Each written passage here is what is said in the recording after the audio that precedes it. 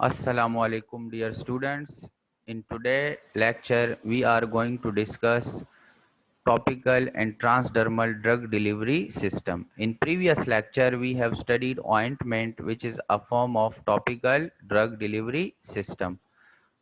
In today's lecture we will discuss different formulations that are applied on the surface of the skin.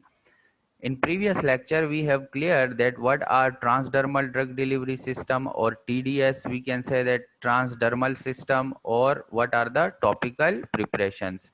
The difference is very clear that topical preparation, when we are talking about topical preparation, we mean that we require our desired effect on the surface of the skin.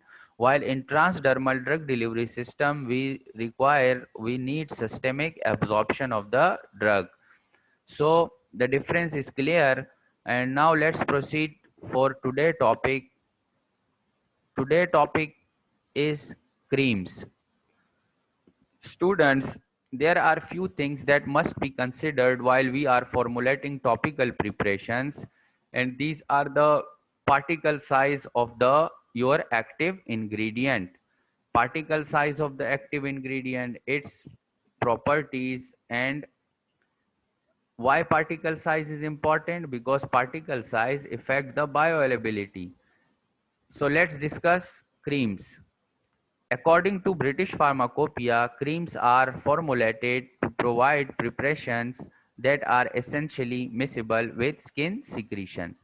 They are intended to be applied to the skin or certain mucous membranes for protective, therapeutic, or prophylactic purposes, especially when occlusive effect is not necessary. So as per BP, simply creams are the formulations which are miscible with our skin secretions, and we applied them for protective, therapeutic, or prophylactic purposes. Let's proceed further.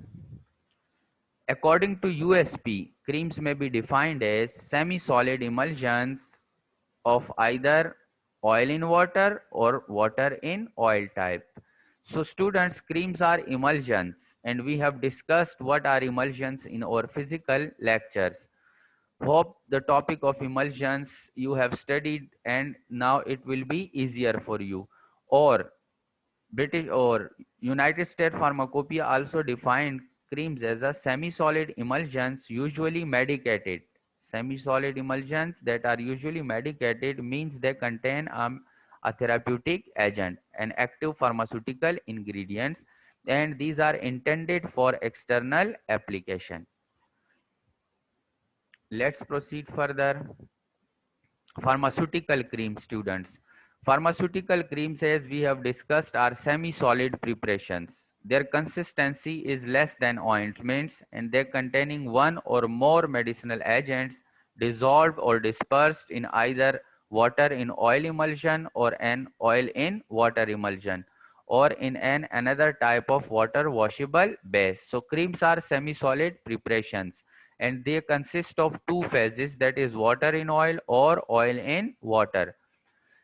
One type of cream which is very familiar is the vanishing cream. We call it vanishing cream because when we apply it on the skin, it disappears from the skin. Therefore, it is called vanishing cream. What are vanishing creams? These are oil in water emulsions.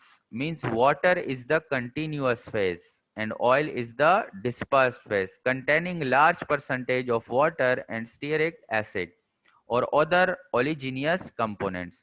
After application of the cream on the skin, the water evaporates, leaving behind a thin residue film of the stearic acid or other oleaginous component. Let's proceed further, student. Pharmaceutical creams are primarily applied on the skin. They are topical skin products, and in these products, these products can also be used as a rectally and vaginally. Students, many patients and physicians prefer creams to ointment because they are easier to spread and remove from the skin. Because creams usually contain water as a continuous phase, or we mean to say that water is in greater quantity, so they can easily be washed and removed from the skin surface.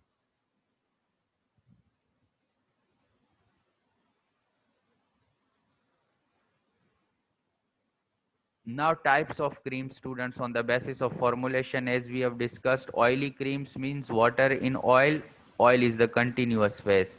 Emulsifying agents for water in oil creams are, or oily creams are, natural of natural origins like beeswax, wool wax, or wool fat.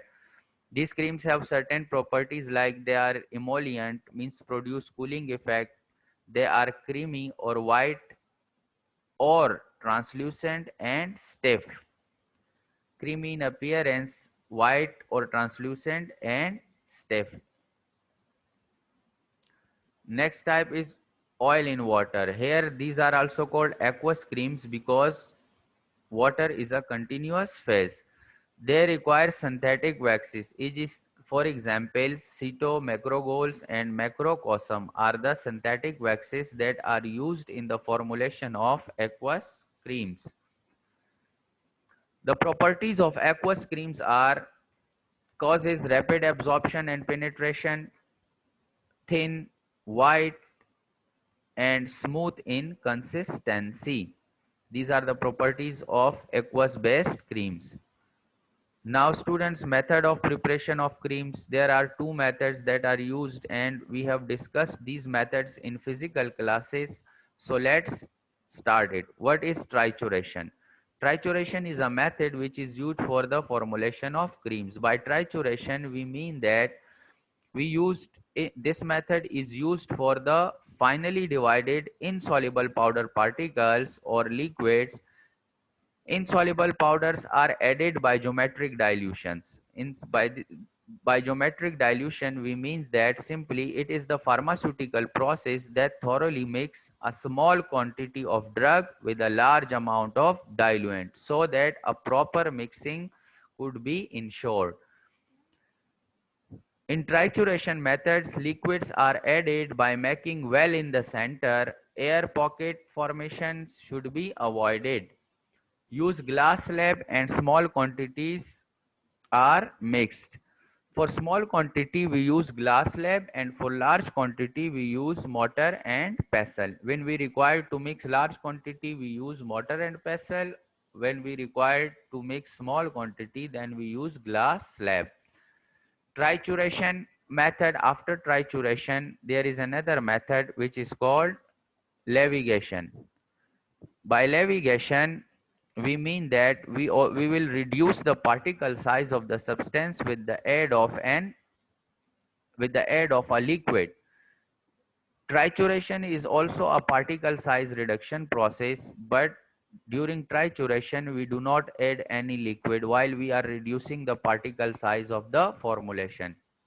While in leviation we add liquid, therefore leviation is also called as wet grinding.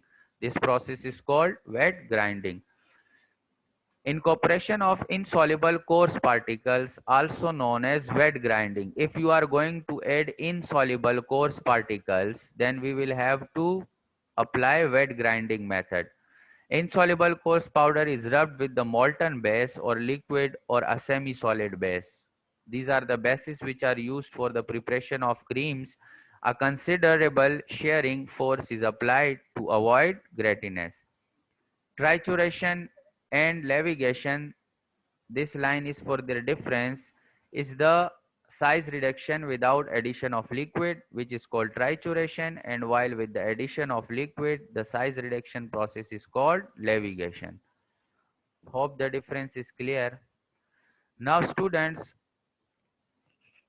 we require hygienic condition while we are preparing creams, and it will depends on the formulation or the place for where you are going to apply it. Usually in industrial practices, we use 70% IPA for all those surfaces that are in direct contact with our formulation. After levigating your particles or trituration of your particles, now what will we do? We will prepare two phases. Like we will first prepare the oily phase or the fatty base, and then we will prepare the aqueous base. And then we will make their temperature similar, and the same temperature we will add your aqueous phase into the oily phase, or oily phase into the aqueous phase. It will be desired on your formulation that either you require water in oil or oil in water emulsion for your creams. So let's start it. Melt the fatty base substances with the highest melting point be melted first. These bases then cool to 60 degrees centigrade. Then take all the water soluble substances in a separate beaker or container and adjust the temperature to the fatty base.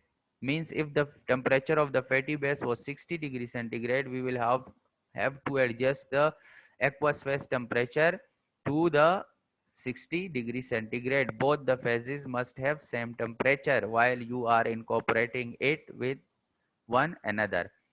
The dispersed phase to be incorporated to the continuous phase at the same temperature. Means when you are going to add the dispersed phase, the phase which is in less quantity into your continuous phase, the phase which is in greater quantity, temperature of both the phases must be same, and try to avoid air pockets and hasty coolings.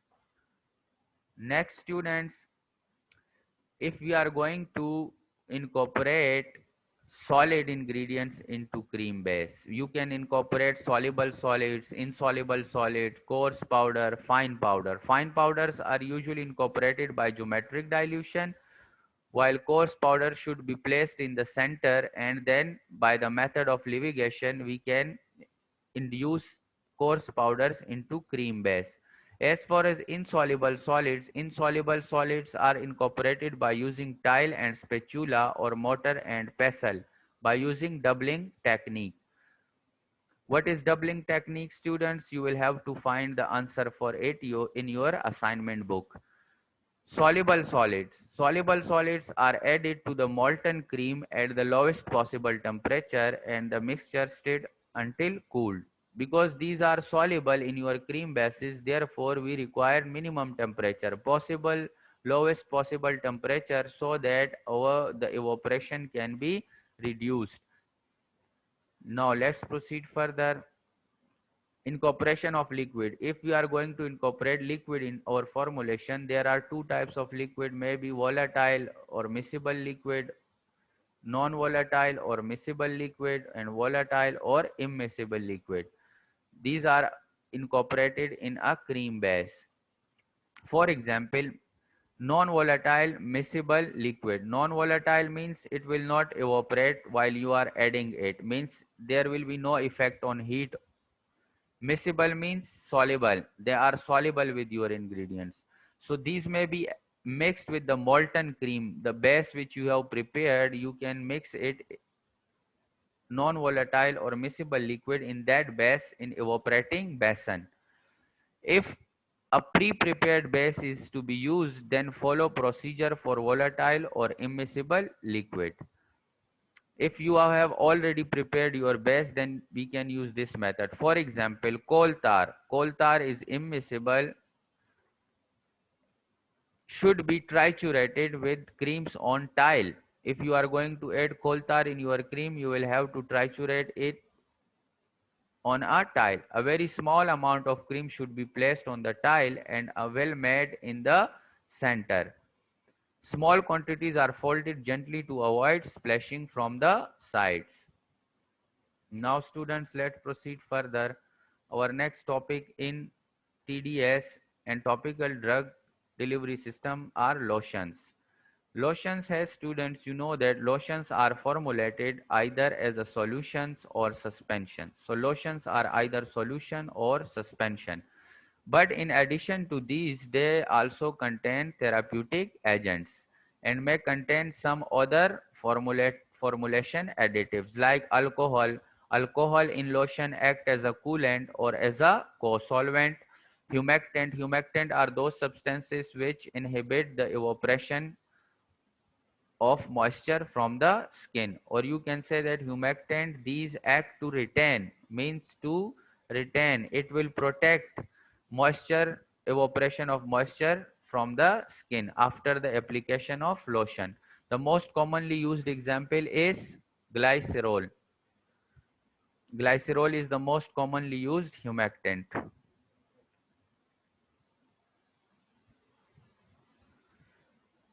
Further, in preparation of lotions, we use vehicle, as we have discussed that lotions are aqueous formulations and therefore will contain purified water. So students, for the formulation of lotions, we required purified water with or without the addition of buffer salts. It will depends on your formulations that either it required buffer salt or it does not require any buffer.